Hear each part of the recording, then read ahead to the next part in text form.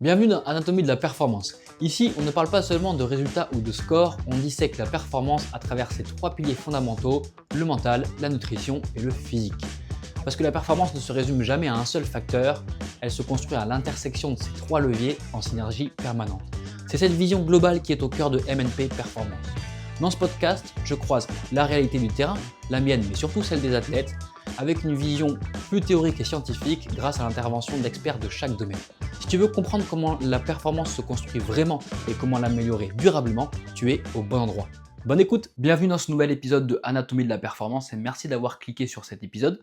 Et aujourd'hui, on va essayer de parler d'un sujet qui est très à la mode en ce moment, qui est l'athlète hybride. Alors, on en entend tout le temps parler sur les réseaux sociaux, sans jamais vraiment savoir de quoi il s'agit. Tout le monde s'autoproclame athlète hybride, celui qui fait de la muscu 3 fois par semaine et qui va courir le dimanche, ou la personne qui vient de s'inscrire à un Aerox. Et au final, est-ce que c'est vraiment le cas? Qu'est-ce que ça veut dire être un athlète hybride et qu'est-ce que ça demande comme capacité physique? Est-ce que c'est vraiment utile? Et quelle est la meilleure pratique pour essayer d'être le plus complet possible? C'est un petit peu tous ces sujets qu'on va balayer sur cet épisode. Avant de commencer, je veux juste faire un petit disclaimer rapide. Contrairement aux autres épisodes que j'ai l'habitude de faire, là, c'est pas du tout basé sur des données scientifiques, c'est plus une interprétation de ma part. Et justement, c'est ouvert au débat. Donc je suis très curieux d'avoir votre avis sur ce sujet. N'hésitez pas en commentaire, soit sur YouTube, soit sur les plateformes d'écoute, à me donner votre avis. À partir du moment où c'est constructif, ça va forcément nourrir le débat et je suis justement hyper curieux d'avoir vos retours. Donc on va essayer de faire le tour un petit peu des disciplines qui se pratiquent dans le fitness de manière générale. Évidemment, je ne vais pas pouvoir balayer l'ensemble des pratiques, mais on va essayer de se concentrer sur celles qui sont le plus démocratisées et puis décortiquer un petit peu tout ça pour voir en quoi ça peut concerner l'athlète hybride et surtout qu'est-ce que chaque pratique va développer comme qualité physique. Donc on va parler CrossFit, Aerox, musculation, ATHX, haltérophilie, SBD, strongman. On va voir ce que développe chacune de ces pratiques, ce qu'elles mettent éventuellement de côté et pourquoi finalement en fait c'est pas toujours utile de comparer ces disciplines justement. Parce qu'un des débats centraux finalement ça pourrait être ça, pourquoi est-ce qu'on veut toujours comparer des disciplines qui des fois ne sont pas comparables? C'est un peu comme si je voulais comparer le foot et le rugby. C'est deux sports qui se jouent sur un terrain, on a deux équipes adverses, il y a un ballon et le but ça va être de mettre le plus de points possible. Ok, en apparence on dirait que c'est les mêmes sports. Pourtant, les règles sont totalement différentes, on joue pas de la même manière et ça développe pas du tout les mêmes qualités physiques, ça ne fait pas appel aux mêmes compétences et c'est bien pour ça d'ailleurs qu'on a des physiques très différents entre des joueurs de rugby et des joueurs de foot. Donc on va voir que c'est pas forcément utile de les comparer et on va voir aussi que ce qu'on appelle athlète hybride c'est beaucoup plus rare et beaucoup plus difficile à atteindre que ce qu'on voit partout. Donc je spoil un peu, on va arriver à une conclusion assez franche qui est que finalement devenir un athlète hybride ou un athlète complet dans le sens fort du terme c'est beaucoup plus rare et beaucoup plus difficile que ce qui n'y paraît, ou en tout cas beaucoup plus que ce que les réseaux nous laissent entendre. Donc comment on pourrait définir le terme d'hybride? On pourrait dire que c'est quelqu'un qui va développer au moins deux qualités physiques différentes, par exemple force et endurance. Ok, mais pour moi ça c'est fortement incomplet. Donc je dirais plutôt que quelqu'un d'hybride, c'est quelqu'un qui va pouvoir toucher à peu près à tout, qui va développer l'ensemble de ses qualités physiques, de son panel de fitness, être capable d'exécuter un certain nombre de choses, et qui va même être capable de s'adapter à ce qu'on va lui demander, et notamment de s'adapter un peu à l'inconnu. En gros, je viens de développer mes qualités physiques, et après je vais m'en servir pour faire un petit peu ce que je veux, que ce soit du travail de force, d'haltérophilie, de gymnastique, aller faire du trail, aller faire de la natation, un triathlon, etc. Et donc pouvoir toucher à tout. Mais ça va demander soit une énorme expérience en termes de pratique, beaucoup d'années d'entraînement, soit un volume d'entraînement qui est absolument monstrueux, soit les deux à la fois. Donc du coup, c'est pas forcément très simple à faire. On va essayer de voir à travers les pratiques qu'est-ce qui répond le mieux à ça. Alors pourquoi on compare toujours ces disciplines? En fait, c'est des disciplines de fitness. On pourrait le mettre dans le gros sac du fitness de manière générale. C'est souvent des disciplines qui vont se pratiquer en salle et où on va soulever des charges, ou en tout cas déplacer des charges, travailler avec des haltères, des barres, etc. Et donc, pour les gens qui ne sont pas initiés, pour eux, c'est à peu près la même chose et c'est difficile de faire la distinction entre ces différentes disciplines. Je parlais du foot et du rugby tout à l'heure, on peut pousser la comparaison encore plus loin en parlant plutôt du volley et du handball. Là aussi, deux sports de balle qui se jouent dans une salle, à l'intérieur, avec les mains, deux équipes adverses. Le but c'est de mettre le plus de points. Bref, il y a beaucoup de similitudes et pourtant, encore une fois, c'est des sports qui sont très différents et qui ne font pas appel aux mêmes qualités physiques, vous l'avez bien compris. Et donc on aura un physique très différent entre un volleyeur et un pivot en handball. Et de fait, parce qu'on ne va pas développer les mêmes qualités physiques, on ne va pas avoir besoin des mêmes qualités, et donc ça va se retranscrire également sur l'aspect visuel et l'aspect physique. Les entraînements sont différents, donc les stimuli sont différents, donc le corps est différent. Et c'est exactement ce qui va se passer si on commence à comparer un crossfitter, un aeroxeur, un haltérophile et quelqu'un qui fait juste de la muscu classique. Il y a des choses qui sont similaires, mais dans la grande majorité des cas, on va voir que si on creuse, c'est très différent. Bon, commençons par la musculation. La musculation, est-ce que c'est une pratique sportive en elle-même? Ça pourrait être un débat là aussi. En réalité, je le vois plus comme un outil de préparation physique dont on va se servir pour faire du renfort, de la prophylaxie, prendre un petit peu de masse, préparer les tissus par exemple avant de faire de la force, développer d'autres qualités physiques, développer son explosivité, etc. Donc en fait, c'est une pratique, plutôt une boîte à outils dans laquelle on va venir piocher. Et donc théoriquement, tous les sports dont on va parler aujourd'hui pratiquent également de la musculation en complément. La seule discipline qui pourrait s'apparenter vraiment à de la muscu 100%, ça serait du bodybuilding. Et donc là, on est vraiment sur un aspect de développement esthétique et pas vraiment de développement de qualité physique. On va chercher à optimiser le travail d'hypertrophie, gagner au maximum de masse musculaire en ayant le moins possible de masse grasse. Et c'est vraiment de la pratique d'esthétisme. Et donc là, évidemment, on va faire l'impasse sur énormément de qualité physique, on ne travaille pas le cardio, que ce soit en termes d'intensité, d'endurance, on ne va pas travailler la pliométrie, on ne va pas travailler la mobilité, on ne travaille pas l'explosivité, on ne travaille même pas la force pure. En réalité, on devient fort parce qu'on gagne énormément de masse musculaire, mais c'est plutôt un effet secondaire de l'hypertrophie. Et on va voir que d'ailleurs, on peut devenir très fort sans aller chercher beaucoup d'hypertrophie, on en parlera sur la partie force. Mais donc du coup, on répond pas vraiment à des qualités physiques. Donc la musculation seule, on fait l'impasse sur plein de trucs. Par contre, on ne peut pas se priver de musculation pour la pratique des autres disciplines dont on va parler. C'est le pilier, c'est la base. En tout cas, c'est une des bases, c'est un des outils principaux. Un autre inconvénient de la musculation pratiquée dans le sens classique avec les machines, etc., c'est qu'on vient travailler sur des chaînes isolées. Donc on ne profite pas de la variabilité des cinématiques des chaînes. On va travailler souvent en isolation et donc pas en polyarticulaire. Donc c'est super intéressant pour aller travailler de l'hypertrophie sur des petits groupes musculaires par exemple, ou pour isoler un muscle en particulier. On ne travaille pas forcément l'ensemble de la chaîne, et donc des fois c'est difficile de le transférer après sur des pratiques qui sont plus fonctionnelles. Par contre, encore une fois, ça a des vraies vertus sur de la prophylaxie ou du renforcement. Bon, j'avais commencé à parler de travail de force un petit peu, donc on va directement aller vers les champions de la force, et je veux bien sûr parler du SBD et non pas de l'haltérophilie. On verra, j'en parlerai juste après l'haltéro, mais l'haltéro pour moi c'est plus quelque chose d'explosif, plus du travail de puissance plutôt que du travail de force pure. Le SBD pour moi c'est vraiment le travail de force par excellence parce qu'on parle uniquement de développer de la force, il n'y a pas de notion de vitesse, alors qu'en haltéro oui, et puissance c'est force fois vitesse, et en SBD on vient développer, on vient travailler les 1 RM sans qu'il y ait de notion de vitesse, on vient juste travailler des RM sur des amplitudes données. Donc le SBD ou le powerlifting c'est quoi? C'est squat, bench, deadlift, donc back squat, développé couché et soulevé de terre. On travaille ces trois mouvements et on va essayer d'optimiser son 1 RM, donc sa répétition maximale, sur ces trois mouvements. Le but étant de faire le maximum de charge cumulée sur les trois mouvements et on est classé par catégorie de poids. Donc c'est un ratio de force poids de corps. Les pratiquants de SBD vont faire de la muscu forcément.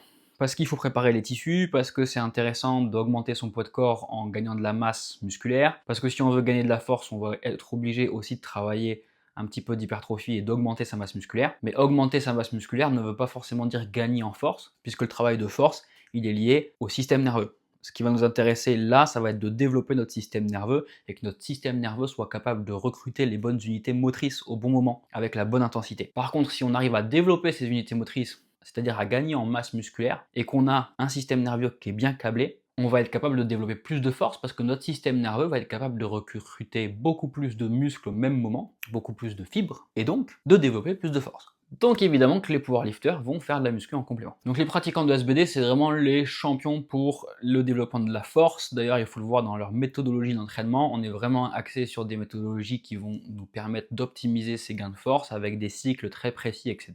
Donc en termes de programmation de cycles de force, c'est super intéressant de regarder chez eux. Par contre, évidemment, on va mettre de côté énormément de qualité physique et on n'a pas vraiment de travail d'endurance, même pas d'endurance de force. Pas vraiment de travail d'explosivité parce que, encore une fois, il n'y a pas de notion de vitesse sur leur exécution, même s'ils en font quand même un petit peu parce que parfois ça peut être pertinent, mais ça reste vraiment pas la majorité de leurs entraînements. Il n'y a pas de travail d'intervalle sur le cardio, il n'y a pas de travail de pliométrie, il y a du travail éventuellement de mobilité, d'étirement, mais c'est plus dans la partie prévention de blessures, parce qu'ils vont pas vraiment avoir besoin de mobilité énorme. Alors quand je dis de mobilité, la mobilité ça va être la capacité à développer de la force dans des amplitudes données, et des amplitudes qui sont assez contraignantes. Typiquement un overhead squat. Ça, on va pas le trouver dans le SBD. En parlant d'amplitude, les pratiquants de powerlifting ou de SBD sont souvent critiqués sur leur technique d'exécution, que ce soit en deadlift, en squat ou en soulevé de terre. Et souvent, ces critiques, on les retrouve sur d'autres disciplines, mais c'est souvent les gens qui pratiquent de la muscu, des fois, qui vont faire ces critiques-là en disant « Ah, mais c'est pas comme ça qu'il faut faire, etc. » Encore une fois, là, on vient comparer des choses qui sont pas comparables, puisque comme je le dis depuis tout à l'heure, eux, ce qu'ils vont chercher, c'est à optimiser leur force, et donc optimiser les leviers de force, et donc optimiser les leviers de force dans l'amplitude dont ils ont besoin. On est sur de la spécialisation. Ils sont pros dans le travail de force sur des amplitudes données, sur des standards donnés.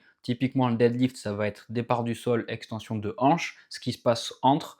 Ils vont optimiser le levier pour pouvoir soulever le plus lourd possible. Sur le développé couché, c'est pareil, c'est bras tendus, je viens toucher la poitrine et de nouveau bras tendus. Ce qui se passe entre, on va chercher à optimiser les leviers. Même chose sur le squat. Le but, ça va être de venir casser la parallèle et de revenir en extension complète. Donc évidemment qu'ils vont avoir des techniques qui seront différentes de ce qu'on peut voir de manière conventionnelle dans une salle de musculation. Parce qu'on ne cherche pas les mêmes choses. Dans une salle de musculation, on va peut-être essayer d'aller augmenter l'amplitude pour optimiser le travail musculaire, pour optimiser l'hypertrophie. Alors que là, on va chercher des leviers qui vont nous permettre de développer le plus de force possible sur une exécution de mouvement donné. Donc en fonction de ce que vous cherchez à développer comme qualité, ce sera peut-être pas pertinent d'aller chercher l'exécution que font les pratiquants de SBD sur ces mouvements-là. Typiquement, la manière de squatter d'un powerlifter et d'un haltérophile vont être très différentes. Les deux vont squatter très lourd, hein. Mais un haltérophile n'a aucun intérêt à squatter comme un pratiquant de SBD parce que ce ne sera pas transférable sur des mouvements d'haltérophilie. En haltérophilie, justement, on va développer beaucoup plus la partie mobilité et amplitude articulaire parce que ça, on va en avoir besoin sur la pratique. Et bah, parlons d'haltérophilie, justement. Évidemment, les haltérophiles sont très forts dans le travail de force, mais eux, ils doivent développer la force et la vitesse pour pouvoir obtenir de la puissance. Là aussi, on va aller chercher une répétition maximale sur 2 mouvements, cette fois-ci.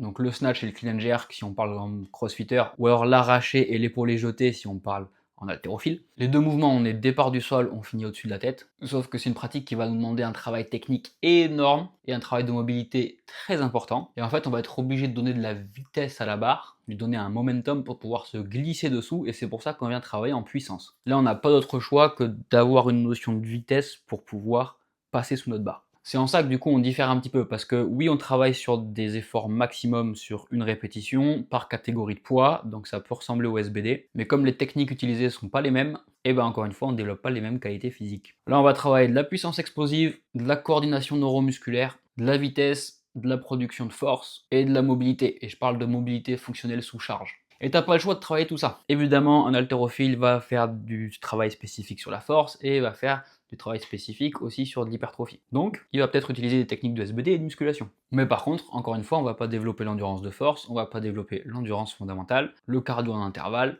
ou même de la force pure vraiment au sens powerlifting. Et si je reviens sur l'exemple du squat dont je parlais tout à l'heure, souvent un pratiquant de SBD il va squatter low bar avec un petit peu de tension dans les lombaires parce qu'il va être très fort en chaîne poste, etc.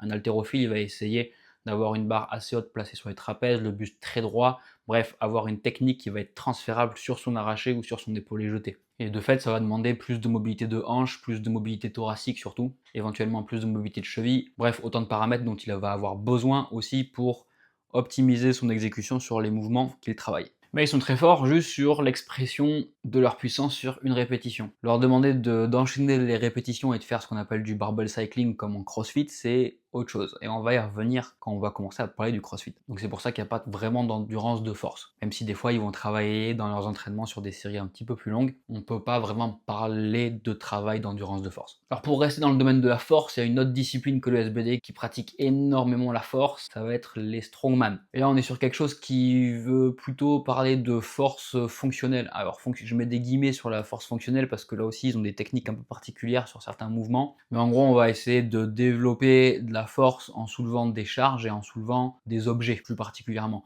Pas vraiment des poids ou des barres comme on peut retrouver en SBD, mais plutôt avec des objets un peu particuliers type yoke, Atlas Stone, log, sandbag, etc. Enfin plein de choses comme ça. L'idée en fait étant de travailler sa force sur des objets qui sont parfois instables, parfois asymétriques et en tout cas très encombrants. Et donc on vient travailler la force brute, la stabilité sous charge et surtout la capacité à transférer de la force sur des plans de mouvement variés. Mais là aussi on fait abstraction de plein de qualités physiques qu'on ne développe pas. Il n'y a pas vraiment de notion de vitesse, encore une fois pas de notion d'endurance de force, pas de notion d'endurance fondamentale, pas de notion de cardio. Quand je dis cardio c'est variation d'intensité. enfin haute intensité on va dire. Et il n'y a pas vraiment de précision technique fine. Évidemment, ils ont des techniques particulières sur les mouvements, mais comparé à de l'haltérophilie par exemple, où là tout doit être millimétré, avec une coordination parfaite, il y a vraiment une notion de temporalité, de à quel moment je vais passer sous ma barre, exécuter, etc. Là en strongman c'est un petit peu différent. Donc on a parlé de 4 pratiques, la musculation, l'haltérophilie, le SBD, le strongman. Ok, on a vu que sur ces 4 pratiques là, ça a occulté quand même énormément de qualité physique, donc on va essayer de se tourner maintenant vers des pratiques qui, elles, se disent plus hybrides. Notamment une pratique qui est très à la mode en ce moment, qui est l'aerox. Pratique très intéressante, mais totalement incomplète de mon point de vue. En tout cas pour la partie hybride, parce que justement l'aerox se définit comme la pratique hybride par excellence, mais en fait on va voir que ça occulte quand même certaines choses. C'est quand même intéressant parce que là on commence vraiment à rentrer dans des pratiques où il y a des notions d'interférence un petit peu, que ce soit sur l'entraînement ou même au sein de la course en elle-même, de la pratique de la course. Ça va te demander évidemment de l'endurance fondamentale, du travail cardio, du travail un petit peu de force. Mais ce qu'il faut bien comprendre, c'est que l'aerox en fait c'est ni plus ni moins qu'un gros WOD de CrossFit où on a enlevé toute la partie haltérophilie et la partie gymnastique. Ce qui fait que c'est un WOD qui est beaucoup plus accessible, beaucoup plus facile, techniquement, ok. Et je dis pas que l'aerox est simple. En fonction de l'intensité que tu mets dans ta course, franchement c'est un effort qui est hyper dur. Et pour chercher à optimiser son temps, c'est très difficile. Donc ça développe bien quand même la partie vraiment aérobie, la capacité à maintenir un effort intense sur de la durée, donc le travail au seuil, la résistance à la fatigue, le travail de transition et un petit peu la partie force. Je dis un petit peu parce que pour moi ça manque quand même cruellement de force. Sur l'aerox on est quasiment que sur du concentrique sur l'ensemble de la course, c'est-à-dire qu'on a très peu de mouvements qui va nécessiter du contrôle excentrique et donc du travail de force sur l'entière amplitude du mouvement. Ça c'est une première chose. En plus on est quand même sur des charges qui sont relativement légères. Le seul truc qui nécessite vraiment de la force, ça va être la partie sled push, sled pull. Et du coup c'est sur 2 mouvements avec un même objet et sur des amplitudes très limitées. Donc on est encore loin d'un travail de force complet, sur des amplitudes complètes, dans des plans différents, avec des objets différents, etc. etc. L'autre bémol que je vois, c'est que l'aerox c'est extrêmement standardisé. C'est normal, c'est voulu, puisqu'ils ont pour objectif d'arriver à mettre l'aerox aux Jeux Olympiques, donc il faut quelque chose qui soit très standardisé. Mais par contre on va se priver de tout l'aspect un petit peu inconnu qu'on peut retrouver sur le CrossFit par exemple. Est-ce que c'est un problème? Pas tellement en réalité, c'est juste que là aussi c'est de la spécialisation. Si tu ne pratiques que de l'aerox, tu viens te spécialiser sur la pratique d'aerox et tu ne peux pas dire que tu es complet. Mais c'est ce qu'on retrouve dans la majorité des sports en réalité. Si on sort un petit peu du fitness et qu'on commence à regarder d'autres sports, c'est ce qu'on va retrouver en athlétisme. Un coureur de 400 mètres, il va se spécialiser sur le 400 mètres. Un mec qui fait du saut à la perche va se spécialiser sur le saut à la perche. Si on veut un athlète hybride dans l'athlétisme, on va chercher les décathloniens. C'est peut-être ce qui va se rapprocher le plus de l'athlète hybride. Parce que là, on commence à piocher dans différentes disciplines. C'est un peu aussi comme du triathlon finalement, où on va toujours avoir les mêmes disciplines dans le même ordre. Alors en triathlon, les seules variations que tu vas pouvoir avoir, c'est peut-être sur le dénivelé positif que tu auras sur le vélo et sur ta course à pied, et éventuellement la transition que tu auras entre la nage et le parc à vélo. Mais globalement, tu sais que tu vas faire nage, vélo, course à pied, et en fonction du format que tu choisis, tu auras à peu près les mêmes distances. Donc après, pour optimiser ton temps, il va falloir aller grappiller des petites secondes par-ci par-là. Et la seule partie inconnue, du coup, c'est vraiment sur l'aspect parcours en lui-même. Il suffit que tu fasses une reco de parcours et ça y est, t'es un peu calé. Et sur l'aspect transition, bah, est-ce que quand tu sors de la natation, t'as un 5 mètres à faire pour arriver au parking à vélo, ou est-ce qu'il faut que tu cours 1 km entre la plage et ton parking à vélo? Dans ce cas-là, c'est pas tout à fait pareil. Mais globalement, l'Aerox pourrait se rapprocher un petit peu de ça, où là aussi on a beaucoup de standards, on a une épreuve d'endurance qui va mixer plusieurs pratiques, où il va falloir travailler les transitions, mais il y a peu de surprises. Mais globalement, les sports vont nous demander toujours la même chose, la même exécution et les mêmes standards. C'est rare d'avoir des sports où on vient tout tester, si ce n'est peut-être le CrossFit. Mais c'est aussi ça qui fait la force de l'Aerox et qui fait qu'aujourd'hui c'est très à la mode, c'est que c'est accessible et que globalement tu peux préparer un Aerox en 12 semaines, même si tu n'as pas vraiment une bonne base de fitness, parce qu'il n'y a pas d'exécution complexe en termes de technicité. L'intensité, tu vas mettre un petit peu l'intensité que tu veux, et tu seras pas surpris, c'est toujours la même chose dans le même ordre. Mais donc on se prive de l'aspect mobilité, encore une fois mobilité dans le sens capacité à développer de la force dans des amplitudes données. On se prive de l'aspect vraiment adaptation pure et dure, on se prive de toute la partie gymnastique, haltérophilie. La pliométrie, je le mets un petit peu, il y a quand même de la course à pied, donc on peut quand même venir travailler de la pliométrie. On n'a pas de travail de saut vraiment à proprement parler. Pas vraiment de travail de proprioception, qu'on pourrait retrouver sur de la gym suspendue ou inversée. Pas vraiment de travail de force, je l'ai dit, enfin en tout cas pas assez à mon goût. Mais sinon, on commence à balayer quand même pas mal le spectre. Et on commence vraiment à rentrer dans des disciplines où il va falloir se creuser un petit peu plus la tête sur la programmation parce qu'il y a des interférences qui se créent et parce qu'il va falloir créer les cycles intelligemment pour se préparer au mieux, parce que ça fait appel à plus de qualité physique déjà. Un petit peu dans le même style, on va avoir la THX Games. Bon, ça, on va pas se mentir, ça a été créé par Adidas pour concurrencer Puma, qui est le sponsor officiel d'Aerox. Mais ça commence à être un petit peu plus intéressant si on veut toujours répondre à la question de l'hybride. Donc la THX, c'est un peu plus complet, on va dire, et un peu plus hybride que l'Aerox. Déjà, il y a une notion un peu plus d'inconnu, c'est-à-dire qu'ils vont changer le format d'une saison à l'autre. Alors après, les formats changent, c'est pas non plus la panacée. On reste globalement sur les mêmes mouvements, c'est souvent strict press, back squat, deadlift, sur les mouvements de force. Mais en gros, on va avoir un travail de force sur plusieurs mouvements. Donc là, ça se rapprocherait un petit peu du SBD. Après, on va avoir un travail d'endurance, qui pourrait se rapprocher un peu plus de l'Aerox. Et après, on va avoir un WOD qui se rapprocherait plutôt du CrossFit, mais de la partie cross-training, où on n'a quand même pas du high skill, je dirais donc des choses qui sont compliquées techniquement, il n'y a pas de travail d'haltérophilie ou de gymnastique très complexe, ça reste des mouvements faciles à exécuter et accessibles. Là aussi, c'est pas surprenant en fait que Aerox et ATHX fassent des choses qui soient simples entre guillemets techniquement, parce que ça va leur permettre d'aller toucher un public plus large. C'est beaucoup plus facile de se lancer dans un Aerox ou dans un ATHX que dans une compétition de CrossFit. En CrossFit, on va demander tellement de choses qu'il va forcément te falloir un certain niveau pour pouvoir aller sur un floor de compétition. Là, en vrai, si tu es déjà pratiquant dans une salle de muscu et que tu fais un petit peu de course à pied à côté et que tu développes d'autres qualités physiques que juste ce que tu travailles en salle, tu vas pouvoir aller te tester sur de l'Aerox ou de la THX. Et donc, du coup, forcément, ils vont toucher un public plus large et là, on commence plutôt à rentrer dans l'aspect business que dans l'aspect prépa physique pure. Mais donc on a 3 épreuves en une, avec des phases d'échauffement, d'exécution puis de récupération, donc des grosses variations d'intensité, et on fait appel vraiment à différentes qualités physiques sur des formats qui changent. Donc là on commence à balayer un spectre encore plus large que l'Aerox, c'est assez intéressant. Il y a du vrai travail de force comparé à l'Aerox, il y a du vrai travail d'endurance fondamentale, il y a de la variabilité cardio, il y a un petit peu d'inconnu, et on commence à rentrer dans du travail de mobilité sur certains mouvements. Par exemple sur du strict press, arriver à développer de la force au-dessus de la tête, même si on est encore loin de la mobilité que peut demander l'haltérophilie ou la gymnastique. On garde le côté très standardisé de l'Aerox. Sur une saison, on a un format donné et ce format va rester le même qu'il soit pratiqué à Berlin, à Sydney ou à Washington. Donc ça commence à bien se développer et pour moi on commence à rentrer dans quelque chose qui est quand même relativement hybride. Donc du coup la THX c'est pas mal mais je pense que ça manque quand même de l'aspect haltérophilie, de l'aspect gymnastique. Et donc quand je dis gymnastique ça va être suspension, inversion et donc aussi quelque part l'aspect proprioception sensorielle. Et donc vous m'avez vu venir, progressivement j'arrive au CrossFit. Alors et je vais prêcher un peu pour ma paroisse parce que forcément moi je suis pratiquant de CrossFit, mais avant ça j'ai pratiqué énormément d'autres sports et donc j'ai pu tester différentes choses avant d'arriver au CrossFit. En effet pour moi aujourd'hui le CrossFit ça va être ce qui répond le mieux à la partie hybride parce que on vient de développer énormément de choses. Mais il y a quand même des bémols et on va voir ça un petit peu dans les détails. Déjà il faut bien comprendre ce qu'est le CrossFit parce que c'est une marque au même titre qu'Aerox ou ATHX, il y a une affiliation, mais c'est aussi une méthodologie avant tout normalement, et après c'est devenu un sport à part entière et un sport en compétition, mais il y a des différences entre les deux. La méthodologie CrossFit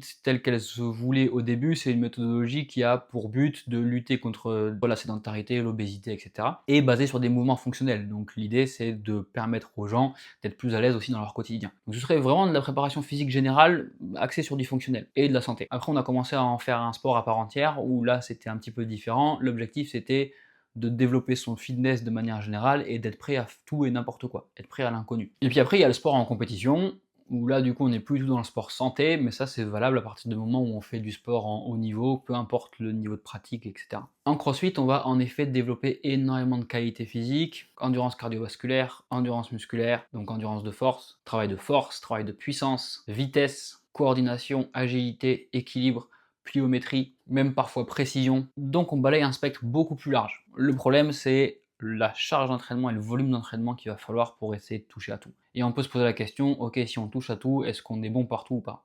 Ou est-ce qu'au contraire on est bon nulle part? Au début de la pratique, les crossfitters pro étaient à peu près bons nulle part.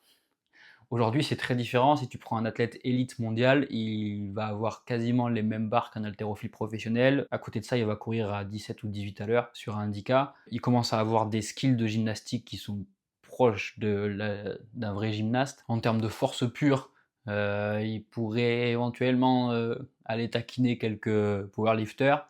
ils font également du strongman. Donc bref, en fait, les athlètes sont juste hyper complets. Et c'est assez bluffant. C'est des athlètes absolument hors normes, avec des qualités physiques impressionnantes. Il y a quand même beaucoup de préjugés aussi sur le CrossFit. On pourrait parler de la blessure notamment. Alors en réalité, c'est pas un sport qui va être plus sujet à la blessure que tous les autres qu'on a cités avant et que tous les autres sports de manière générale. Par exemple, il va être beaucoup moins traumatisant que, tiens, on a parlé de foot et de rugby au début de l'épisode. Il y a beaucoup plus de blessures en foot et en rugby que en CrossFit pour une durée d'entraînement équivalente. Le seul inconvénient dans le CrossFit, c'est que comme je l'ai dit, ça fait appel à beaucoup de choses. Donc il y a une grosse capacité technique à développer et une grosse capacité de mobilité. Et quand on commence, on n'a pas toujours la mobilité articulaire pour faire les mouvements comme il faut. Et donc forcément, ça, d'un point de vue biomécanique, ça va rajouter beaucoup de contraintes, donc c'est assez traumatisant. Et surtout, le défaut, c'est que les gens brûlent un petit peu les étapes. Notamment sur les mouvements d'haltérophilie ou de gymnastique, les pratiquants veulent souvent charger très vite ou passer très vite les skills, et des fois, ils manquent de force, ils manquent de mobilité, etc. Et donc forcément, ça, on va directement à la blessure. Donc en fait, pour être efficient dans le CrossFit, il va falloir aller piocher dans toutes les disciplines dont on a parlé jusqu'à présent et faire ça de manière intelligente. Et c'est là la plus grosse difficulté, c'est qu'on a énormément d'interférences dans la pratique du CrossFit et qu'une vraie programmation de CrossFit, c'est un véritable casse-tête sur une saison pour s'assurer qu'elle soit vraiment pertinente et faire en sorte qu'on ait des pics de forme sur l'ensemble des qualités physiques. Après, le CrossFit, il a engendré pas mal de débats, notamment sur les qualités d'exécution des mouvements. Et encore une fois, on essaie de comparer des sports qui ne sont pas comparables. Dans les critiques connues, c'est typiquement les crossfitters ils savent pas faire des tractions parce que oui, en crossfit on va utiliser des techniques de gym pour optimiser certains mouvements. Ce qu'il faut bien comprendre, c'est que tu demandes à n'importe quel crossfitter de faire du travail strict, il sait le faire et c'est même un prérequis. Donc là on a souvent été critiqué par les pratiquants de musculation ou de calisthénie. C'est vrai que j'ai pas parlé de calisthénie dans cet épisode, mais on pourra en parler. Mais parce qu'encore une fois, on ne vient pas chercher les mêmes stimuli, les mêmes standards de mouvement et les mêmes capacités. Donc oui, on peut faire du travail strict en gymnastique, mais nous on va se servir d'autres leviers de puissance, notamment des hanches par exemple, qui sont des gros leviers de puissance du corps pour optimiser notre exécution. On va respecter des standards, si je garde la partie pull-up par exemple ou chest to bar, qui va être bras tendu en bas, menton au-dessus de la barre ou poitrine contre la barre. Et ce qui se passe entre, on va essayer d'être le plus efficient possible. Et donc quand je dis efficient, ça va être rapide et économe en énergie. Parce qu'on va essayer d'aller chercher des gros volumes de répétitions mixés à d'autres mouvements. Donc on est à haute intensité avec plein de mouvements et là on a des interférences qui sont énormes. Donc pour ce faire, on utilise d'autres leviers. On va retrouver la même chose sur du travail de gym inversé, par exemple sur des keeping HSPU. Donc il faut bien comprendre qu'on est vraiment sur des stimuli complètement différents que du travail strict, où là on vient travailler de la force, de poids de corps sur des amplitudes données. Et donc le travail de calisthénie par exemple, ça va être plutôt du travail d'endurance de force au poids de corps, de gainage, de force en isométrie, de choses comme ça, et c'est très différent. Encore une fois, ce serait un super truc à aller piocher. Et des fois, on se sert de ça en crossfit dans la préparation physique. Mais il n'y a jamais eu ce débat par exemple avec les haltérophiles. En crossfit, on fait ce qu'on appelle du barbell cycling, où là on vient utiliser des mouvements d'haltérophilie qu'on vient dégrader parce qu'on va chercher de l'endurance de force sur l'exécution de ces mouvements. Donc on va respecter des standards de base qui vont être par exemple départ du sol, finir barre au-dessus de la tête en extension complète. Et ce qui se passe entre, on est loin de la technique haltérophile. Mais ça, les haltérophiles l'ont très bien compris. Parce que là, on ne vient pas chercher à développer de la force maximale sur un mouvement, on vient chercher de la vitesse d'exécution et de l'endurance de force. Donc un petit peu à la manière des powerlifters qui optimisent les leviers pour développer de la force, nous on va optimiser nos leviers pour avoir une rapidité d'exécution en restant le plus efficient et le plus économe en énergie possible. Donc voilà pourquoi ça sert à rien de comparer les choses des fois sur certains sports, parce que encore une fois, c'est des sports qui sont différents, on vient chercher d'autres choses. Mais donc on couple plusieurs pratiques. Et en CrossFit, on va aller piocher dans plein de pratiques différentes et mixer un petit peu tout ça. Et là, on commence vraiment à être sur la partie athlète hybride parce qu'on va être obligé de toucher à tout et surtout, on doit être prêt à l'inconnu. Donc en CrossFit, on a certains standards, mais par contre, une compétition de CrossFit ne va jamais ressembler à une autre. On vient toujours tester des choses différentes dans les compétitions. Et ça va même plus loin que ça, c'est qu'on ne sait pas sur quoi on va être testé. Quand tu vas faire une compétition de CrossFit, par exemple, tu pars sur une compétition de 3 jours. Sur les 3 jours, tu vas avoir par exemple 10 épreuves. Sur ces 10 épreuves, on va essayer de balayer le plus possible de choses et de te tester sur le plus grand spectre possible. Mais tu ne sais pas sur quoi tu seras testé et des fois tu le découvres même le jour même. En tout cas, jusqu'à la veille de la compétition, la plupart du temps, tu ne sais pas sur quoi tu seras testé. Donc il faut être prêt à tout. En général, tu auras toujours une épreuve de force et toujours une épreuve plutôt d'endurance, type swim and run ou travail sur des ergomètres, etc. Et après, le reste, ça va être des modalités qu'on vient mixer. Mais on a du travail de force, du travail d'haltérophilie, de la gymnastique, du travail d'endurance de force, du cardio à haute intensité. On a même du travail de strongman et ça va nécessiter forcément de la mobilité. On a du travail de pliométrie, on a du travail de vitesse. Bref, là, on commence vraiment à rentrer dans la partie complète de ce qu'on pourrait dire athlète hybride. Le seul bémol qu'il y a, c'est qu'en CrossFit, on travaille beaucoup sur le même plan. On est quasiment systématiquement sur le plan sagittal. Alors ça varie un tout petit peu d'ailleurs, cette année sur les CrossFit Games, ils ont fait une épreuve de lancer de poids avec une rotation du buste où on venait travailler un petit peu plus en latéral. Mais c'est vrai que ça c'est le gros bémol, on est vraiment quasiment tout le temps sur le plan sagittal, on n'a pas de changement d'appui, ou très peu, et on a très peu de travail au sol. Donc si on sort un petit peu du fitness, peut-être que les sports qui seraient le plus complet, ce serait sûrement le rugby, puisque là ça fait appel à pas mal de qualité physique, mais il y a quand même un petit souci sur le travail de souplesse, mobilité. Les rugbyman sont quand même très souvent rigides. D'ailleurs, on le voit, les rugbyman qui se mettent au crossfit, ils ont souvent des qualités physiques hors normes, mais par contre, ils sont très rigides et quand tu leur demandes de travailler sur de la gymnastique ou de l'haltérophilie, ça devient plus compliqué. Ils se servent, eux, de l'haltérophilie dans leur préparation physique, mais vraiment juste pour l'aspect développement de la puissance, et du coup, on vient pas vraiment travailler les amplitudes complètes de mouvement. C'est souvent du travail de puissance, donc en réception power. Donc ça manque un petit peu, et sinon, ça pourrait être par exemple le MMA, où là, ça va te demander énormément de qualité physique, et on travaille dans tous les plans, il y a énormément de travail de proprioception, et énormément de travail sensoriel et de travail au sol. Ça, c'est assez intéressant. Et en CrossFit, c'est vrai que en plus d'être toujours dans le plan sagittal, on a très peu de travail au sol. On a du travail en inversion sur de la gymnastique inversée, mais c'est quasiment tout. Par contre, ça va quand même demander beaucoup de proprioception sur la partie haltéro et gym. Donc d'après moi, en effet, c'est peut-être la pratique dans le fitness qui est la plus complète, mais le problème c'est que ça peut faire peur, c'est un vrai frein parce que ça va demander un volume de travail et d'entraînement énorme. Ça demande beaucoup d'investissement et beaucoup de temps avant de maîtriser tous les mouvements. Et donc c'est pour ça qu'il y a beaucoup de pratiquants qui n'osent pas passer le cap et plutôt se tourner vers des pratiques comme la THX ou l'Aerox parce que c'est plus accessible. Mais vous l'aurez compris, de mon point de vue, un peu moins complet. Donc pour conclure, pour moi un athlète hybride, ça va être quelqu'un qui va être capable d'exprimer des performances significatives dans des registres très différents et simultanément. Et c'est assez difficile en fait d'y arriver. Mais pas impossible, loin de là. Hein. Après, est-ce qu'il faut nécessairement être hybride? Bien sûr que non. Déjà l'essentiel c'est de faire du sport et de bouger et d'avoir un mode de vie sain. Si vous avez ces bases-là, c'est déjà pas mal. Et vous faites déjà mieux que la grande majorité des gens. Après, ce qu'il faut, c'est choisir une discipline qui vous correspond et qui vous plaît. Et oui, évidemment qu'en fonction de la discipline que vous choisissez, vous allez vous spécialiser. Et c'est pas un problème de se spécialiser. Dans la majorité des sports, on va se spécialiser dans un sport. Donc choisissez une pratique qui vous convient et éclatez-vous avec cette pratique-là. Maintenant, quoi qu'il arrive, on a abordé plein de sujets sur cet épisode. Et d'ailleurs, ça fait appel à d'autres épisodes que j'ai tournés. Je vous invite à aller écouter les épisodes précédents si vous les avez pas vus. On a parlé de la blessure, j'ai un épisode avec Clément Clabé sur la blessure, qui est assez intéressant. J'ai des épisodes avec des athlètes de CrossFit, donc vous allez pouvoir voir un petit peu le mode de vie des athlètes et ce que ça nécessite. Il y a évidemment énormément d'épisodes sur la partie préparation mentale, et ça, peu importe votre pratique, c'est un pilier à prendre en considération.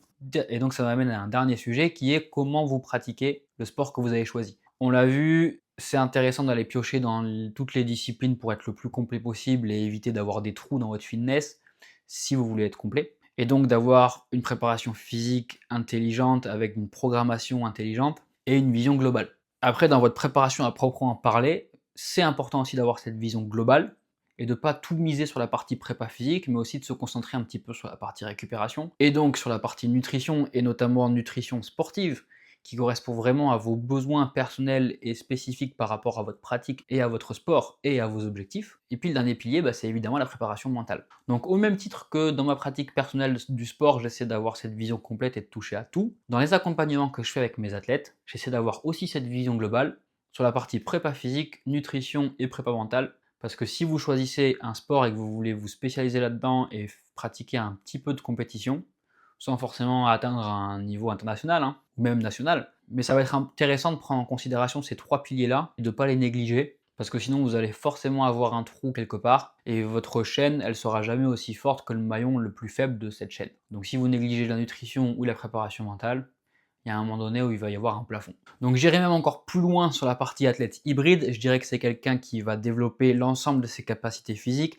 mais qui va aussi développer l'ensemble de ses capacités de manière générale. Et donc oui, il va faire attention à toutes les qualité physique qu'il doit développer, mais aussi sa récupération, notamment avec du travail de mobilité, d'étirement, d'automassage, etc.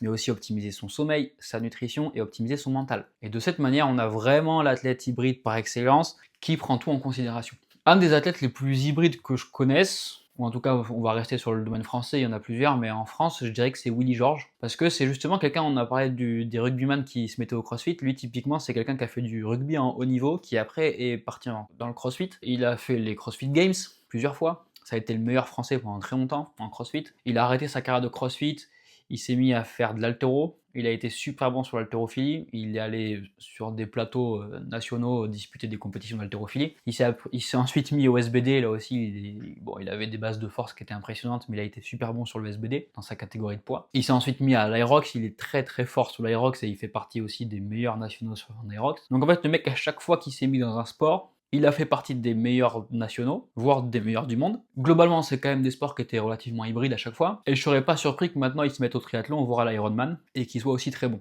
Et en fait, depuis qu'il a arrêté sa carrière, il le découpe même presque quasiment en macro-cycle qu'on pourrait avoir pour une préparation physique sur l'année.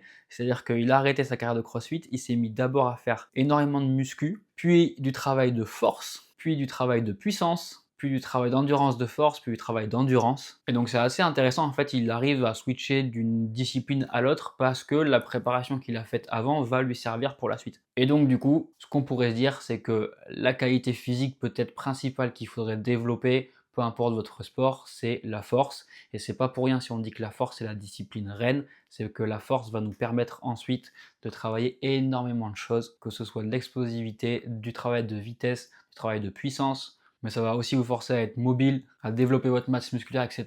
Donc oui, la force, c'est peut-être la qualité physique reine. Et je pense qu'on peut difficilement être hybride si on n'a pas au moins deux notions qui vont être la partie force et la partie endurance fondamentale. Donc pour conclure, je dirais que pour être hybride, il faut au moins ces deux trucs, mais que si on n'a que ces deux trucs, on est vraiment incomplet. Et si vous regardez un petit peu Willy Georges, alors c'est pas le seul athlète, mais je pense à lui spontanément, et lui, typiquement, c'est quelqu'un qui a optimisé sa préparation physique, sa nutrition et sa préparation mentale. Et il a travaillé énormément sur ces trois sujets-là. En tout cas, ce qu'il faut retenir, c'est que chaque discipline est légitime, chaque discipline a des objectifs bien spéciaux, et il n'y en a pas qui valent plus que d'autres. Tout dépend de ce que vous recherchez. Et à partir du moment où vous voulez essayer de performer dans ces disciplines, chaque discipline va vous demander du travail sérieux. Donc être hybride dans sa pratique, c'est bien, être hybride dans sa préparation, c'est encore mieux. Éviter de siloter les choses et avoir une vision complète, c'est peut-être ce qui va vous permettre de performer de la meilleure manière. Et ça, peu importe la discipline que tu choisis de pratiquer. Bon, j'espère que tous ces sujets-là t'ont plu et n'hésite pas à me mettre en commentaire ce que tu penses de tout ça, avoir ta vision sur tous ces sujets-là, ça m'intéresse. Et je te dis à bientôt pour un prochain épisode. Allez, ciao! Si cet épisode t'a plu, prends 10 secondes pour t'abonner au podcast et laisser une note ou un commentaire. Et pourquoi pas le partager à quelqu'un à qui ça pourrait être utile.